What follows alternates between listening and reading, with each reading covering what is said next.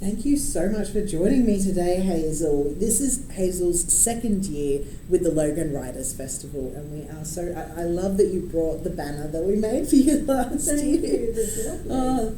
So, tell me about how your last year has been. Oh, the last year wasn't the best because I was getting over this knee operation that I had. Yep. Yeah. Yeah. So, did you do any writing while you were recovering, or was it just all focused on recovery? I couldn't even concentrate on because I was allergic to the medication that they gave me. But you were in such pain, you had to take the painkillers. Yes. Then I said, I'll put up with the pain rather than having to, feel so sick. And I lost so many kilograms, I don't know. But I'm right now. Oh, good. I'm glad that you're all right now. Thank you. I think that's something that a lot of writers beat themselves up over, because everyone started to talk about how in the Spanish flu and in other pandemics that happened hundreds of years ago, great works of writing came out of it and that sort of thing. But when you're recovering, that is a full-time thing. Recovering from burnout, recovering from surgery, recovering from COVID.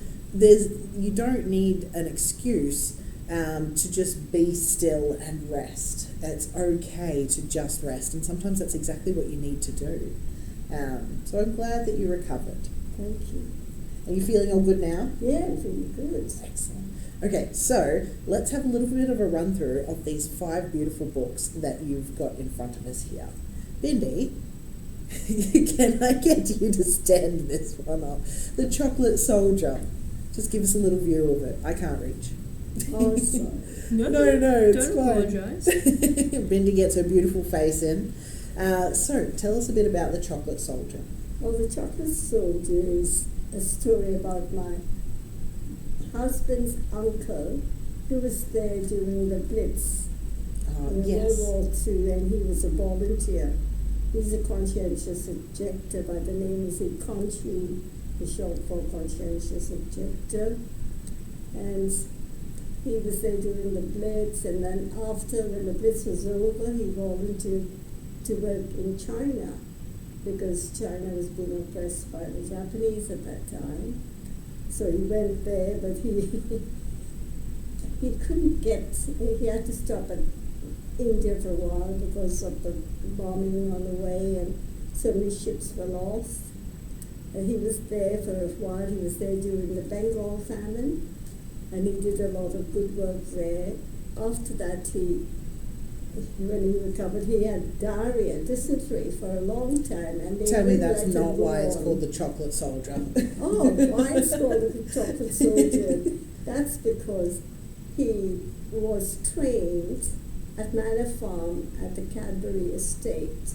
Wow. And every time they were training, 6 weeks training, they could smell the chocolate coming, and so they called Lady Cadbury's Chocolate Soldiers. Oh, wow. Oh, how fascinating. Okay, you can put that one down, Bindi. Thank you. That's actually really cool. That's a really good, wow, that's phenomenal. I love that. Lady Cadbury's Chocolate Soldiers. Yeah. Incredible. Now, tell us a bit about Counting Blessings. Counting Blessings Thank you, is Bindi. Colin's story. Sorry, I've gone and messed it up. No, you haven't messed anything up. This is a fun part of the interviews. Well, So, that's Colin. Count Your Blessings is Colin's story. That's my husband. Yes. And He was here with us last time. yes, he actually was a country boy because he came over from England at the age of 2 and went to Portland, Victoria. Oh, wow. And he was on the farm.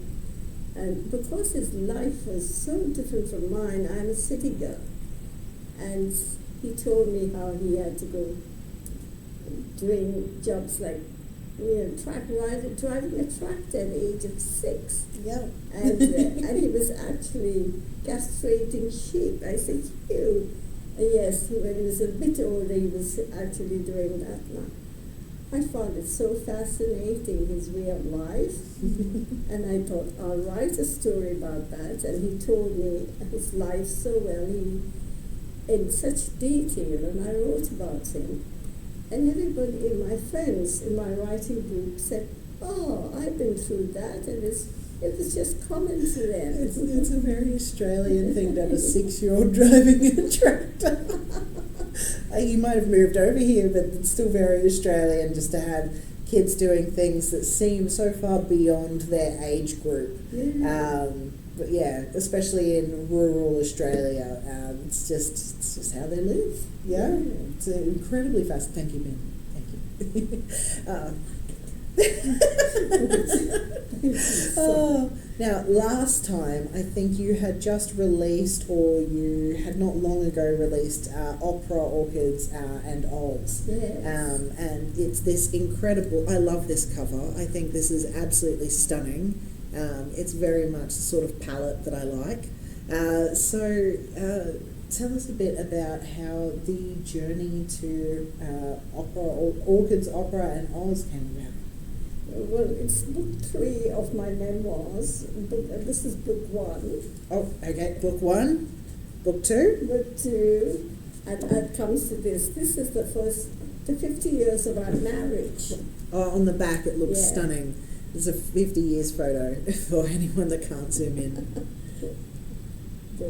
Beautiful. And so this book starts at the beginning of my marriage, and that's why I was going to speak about when one door closes, the other opens, another opens. But the thing is that we loved each other so much. We were so happy, deliriously happy. And when I fell pregnant, I developed a cough. I didn't realize at the time that I had allergies. And the doctor said, "Oh, that's no good. You're in your 8th month already. You should not have a cough in case you lose the baby, coughing too much." And he gave me penicillin. But that penicillin reacted on me, and I started vomiting. And so he said, "Because you vomited, I shall send a nurse over to give you an injection." So he gave me a penicillin injection. He gave you oral penicillin, and Yes, then he gave, first. and that And I rejected it. The body knew that it was bad for me. I rejected it. yeah. And even though I broke out in a rash, I told him. He took no notice of that. And in those days, that was in 1972. Yeah. Maybe they were not so familiar with this. So he just gave me an injection, got the nurse to do it, and straight away I got disorientated, didn't know where I was or not. And Colin straight away had to take me to hospital.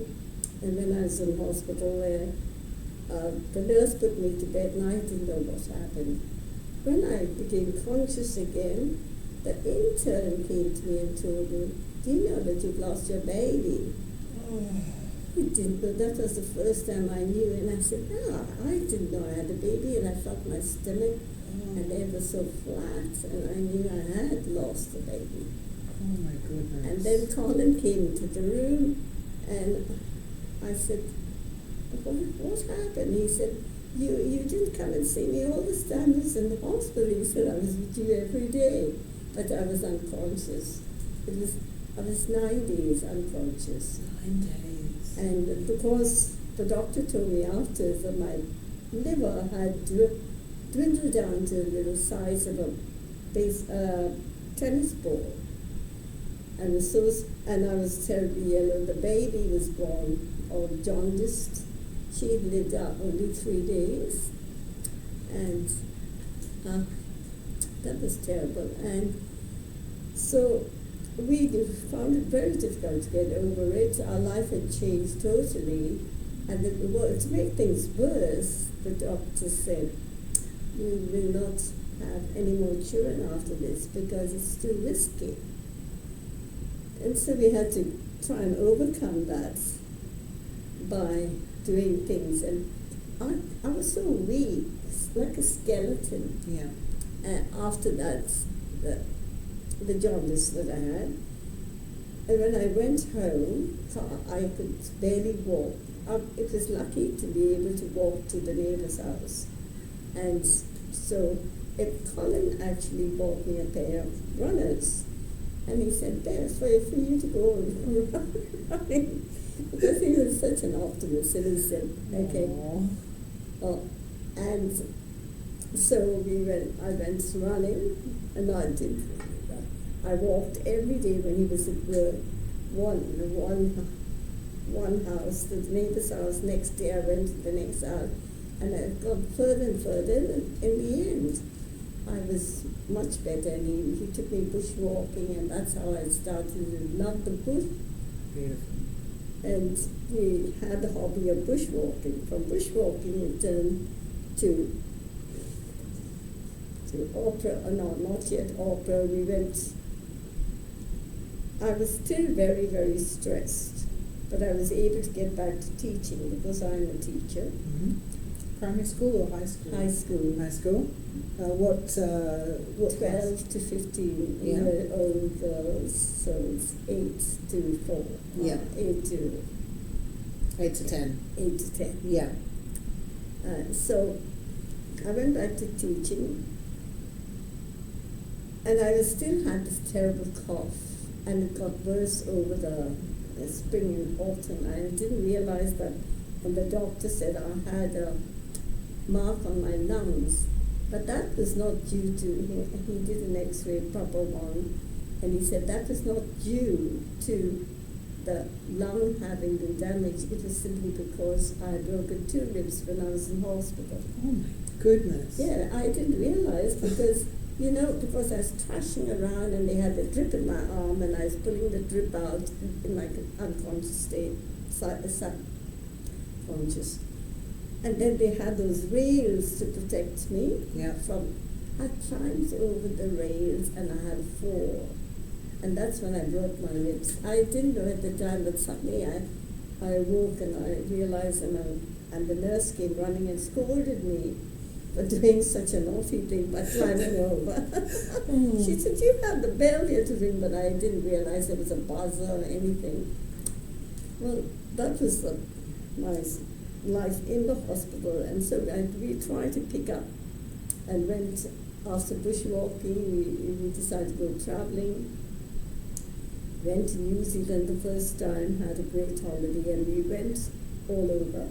Then orchids, we went into opera the next thing because my psychiatrist, I had to go to psychiatrist because I was so stressed. And I just was in such distress because I couldn't get over the baby, the loss of the baby. Colin too was the same. And he said, "Oh, you try opera." He said, "It's lovely, it's very therapeutic." So I tried opera, and that's how, and we got very involved. I was teaching at the time, and we became patrons of the opera. And that means we gave about $1,000 a year to train other young people to be singers. Oh, wow. Yeah. And music's so therapeutic, I didn't realize it. It really is. So many people have gone through their darkest era and been lifted out of it, felt understood, felt like they're not alone because of music. Yes. It's absolutely amazing what some forms of art can provide people, and music is definitely one of those. And so Colin left his job too because he wanted to be near me. And what happened is that there was the crash. He went into stockbroking, and there was this crash, the financial crash. And with that, we lost quite a lot of money. And I was near, I wanted to take early retirement because I wanted to write. Yeah. And so we couldn't go to opera anymore. It was too expensive. I changed our lifestyle. And that's why I say when one door closes, another opens. So from opera, then we went into orchids, a hobby for Colin. And I, at last, got my dream of writing because I now had the time to write. And I started writing, and that was the first thing, I think I told you before, the first thing I wrote was my short story. my short story Hunger, about my sister's death during the war. You know, we were under Japanese occupation. Yes, I remember you saying this. But please, for everyone new that's watching, fill them in. Sorry about this cough. No. I still have the remnants of that cough, you know. Still have the cough. Still have it. Oh my gosh. Anyway, after this, I said, because during the war I had read Little Women, and I wanted to be like Jo March and write. So I started all my dreams, and I started by writing the first book there, Heaven Tempers the Wind. That's a quote from the Bible actually, to the shown land. And because when Japs came, I was only 4 years old, and I thought we were having a holiday because I started school at 4, and didn't realize until, of course, there was the bombing and we had to run away, evacuate from our home so many times because the Japs kept following us. So that's my first book. And it won, as you can see by the little sticker, it was a finalist in the Caleb competition. Which is the Omega Riders. Yeah. And so was your second book, The Sides of Heaven. Yeah, that's actually a Burmese proverb, The Sides of Heaven. That was my editor, not my editor, my publisher. She researched the Burmese proverbs because she wanted to have something cultural. And so she said, this is a good proverb, The Sides of Heaven. Beautiful. And so she put that in, and that's my story.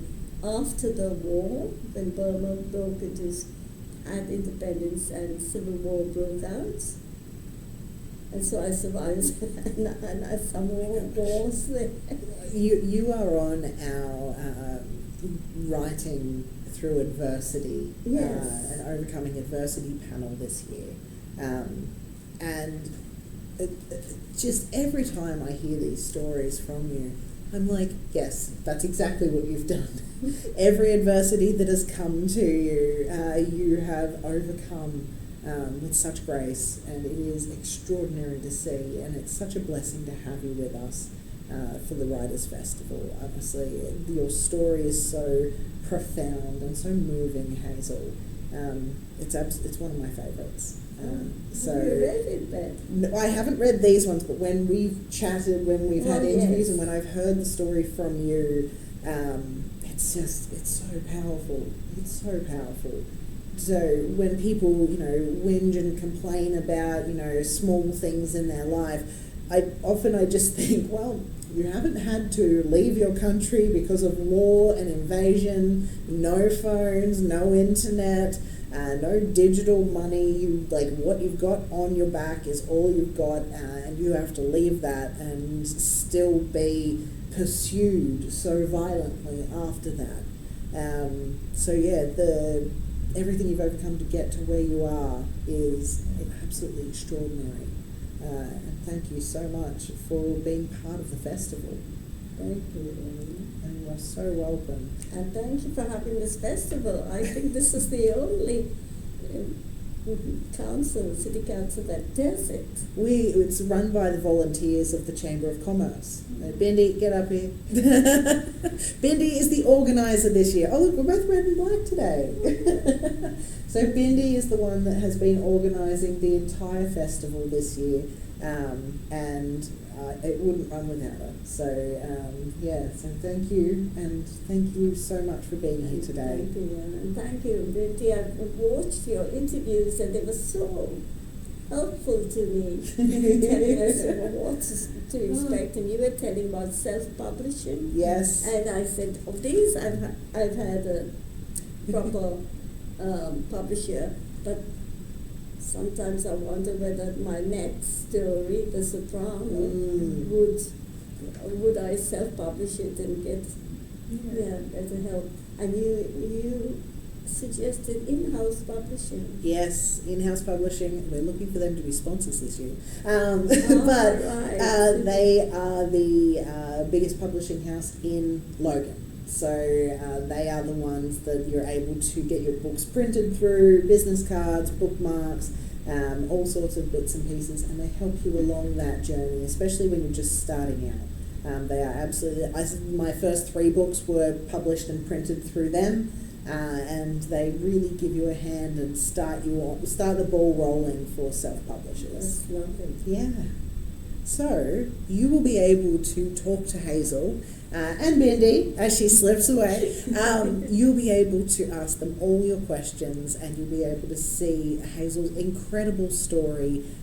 Grab copies of these beautiful books. They're nice short reads as well. They're not absolute bricks.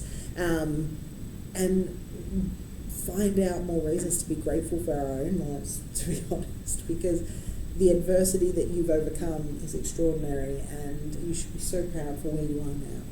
So thank you so much for coming, and you'll be able to see Hazel on the Writing Through Adversity panel at the Logan Writers Festival on the 9th and 10th of June. Thank you for having me. You're always welcome. We'll see you later. Bye.